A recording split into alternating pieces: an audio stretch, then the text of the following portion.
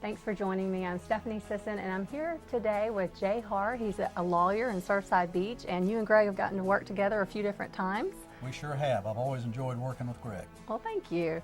You know, we have a lot of clients who move down here from usually up north, and we love them to do that. It's a great thing, and enjoy our weather and just all the opportunities that South Carolina has to enjoy. But you've noticed that sometimes they may leave their will and some of their things on a shelf and never check it out when they move. So let's talk about some challenges that may bring. All right, that's a good point, Stephanie. I find that a lot of people who move here have some misconceptions about South Carolina. The first misconception is that they think their will or power of attorney from New Jersey, for instance, is no longer valid just because they moved here. And that is not true. But I do find that a lot of people have not looked at their wills in a long time, maybe as long as 20 or 30 years, and things change. Someone named in the will as an executor may now be deceased. You may have added grandchildren. You may have acquired more property or eliminated some property that was mentioned in the will. So it's a good idea to review your will when you move here and to see if any changes need to be made.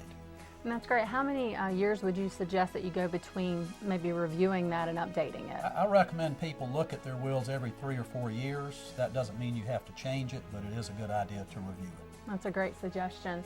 And what's one thing that you see, sometimes we are selling a piece of property, Greg may be listing that, and he'll come across a challenge and he'll come to you and say, you know, help me with how this, the ownership of it. Let's talk about some of that. That's a good point. A lot of people don't pay close enough attention to the form of ownership. They just say, well, I want to buy the deed of the house and I'm going to put the deed in my name and my wife's name, which is fine, but there's several ways to own property in South Carolina. One way is what we call tenants in common, which means that each party, each spouse owns an undivided 1/2 interest in the property, and if one spouse dies, then that half interest passes according to his or her will.